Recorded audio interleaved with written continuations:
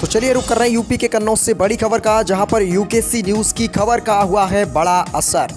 RTO इज्तिया Tiwari ने मामले पर लिया है बड़ा संज्ञान। यूकेसी न्यूज की खबर का हुआ है कन्नौज में असर। मानक विरुद्ध स्कूली वाहनों पर अब कड़ी कार्यवाही की जाएगी। जी हाँ, आरटीओ इज्तिया तिवारी ने कहा है कि लगातार जिले में चेकिंग अभियान चलाया जाएगा। यूकेसी न्यूज पर बोली हैं आरटीओ इज्तिया तिवारी। मामले पर उन्होंने एक्शन लेते हुए कहा है कि जो मानक विरुद्ध स्कूली वाहन होंगे उन पर कड़ी कार्रवाई की जाएगी। आपको बता दें कि आपके चैनल ने लगातार बड़ी खबर दिखाई थी, जिसके बाद उन्होंने मामले पर एक्शन लिया है। उन्होंने कहा है कि जिले में लगातार चेकिंग अभियान चलाया जाएगा। किसी भी हाल में मासूमों के साथ खिलवाड़ नहीं होने दी जाएगी। जी हाँ, कन्नौज से बड़ी खबर आपको दे रहे हैं। मानक विरुद्ध स्कूली वाहनों पर अब कड़ा एक्शन होगा। आरटीओ इज्तिया तिवारी ने साफ तौर पर कह दिया है कि जिले में लगातार अभियान चलाया जाएगा और जो भी स्कूली वाहन मानक विरुद्ध होंगे उनके खिलाफ कड़ी कार्यवाही की जाएगी। मामला था ये जो प्रकरण है, इसकी जांच पड़ताल को पता चला कि ये वाहन मैनपुरी में दर्ज था वैन, और ये जो प्रबंधक महोदय इन्होंने बोला कि अपने निजी इस्तेमाल के लिए इन्होंने गाड़ी खरीदी थी, और वो इस बात से इनकार कर रहे हैं कि हमने बस 2-4 बच्चे वो बाई चांस आज बैठे थे, वरना ले जाते नहीं हैं। लेकिन वो गाड़ी में 2 समस्याएं हैं। एक तो वो मैनपुरी की गाड़ी है जो एलपीजी और पेट्रोल दोनों में दर्ज है, और यहाँ पर कोई एलपीजी स्टेशन नहीं है, इसलिए ये लोग गलत क्वालिटी की गैस भरवाते हैं लोकल स्टेशन से, जिसकी वजह से वैन में आग लगने के हादसे होते हैं। दूसरे, क्योंकि वाहन पर कोई भी स्कूल परमिट नहीं है और उसके बावजूद स्कूल में बच्चों को ढोने का काम कर रही है, तो ये एक तरीके से बच्चों की जान के साथ खिलवाड़ है।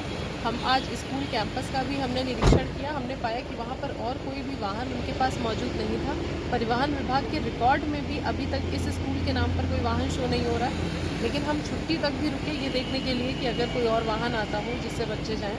आज हमें ये वाहन नहीं मिले हैं, लेकिन कल परसों नरसों आने वाले 1 हफ्ते तक हम हर रोज़ परीक्षण करेंगे, और सिर्फ इस स्कूल का नहीं, बाकी कल सुबह से परिवहन विभाग कन्नौज एक मुहिम चलाएगा कि तीनों तहसीलों में मैं और मेरी पीटीओ का जो दल है, हम दोनों ही सभी स्कूली वाहनों का निरीक्षण करेंगे कि इस प्रकार की जो वैनें हैं जो बच्चों को बिना परमिट के, बिना फिटनेस की शर्तों को पूरा किए ले जा रही हैं, इस पर रोकथाम लगाई जा सके और बच्चों की जान के साथ कोई खिलवाड़ ना हो। मैम, जैसा मैंने देखा है कई ऐसे हैं स्कूल जिनमें करीब 40-50 बच्चे भर के जाते हैं।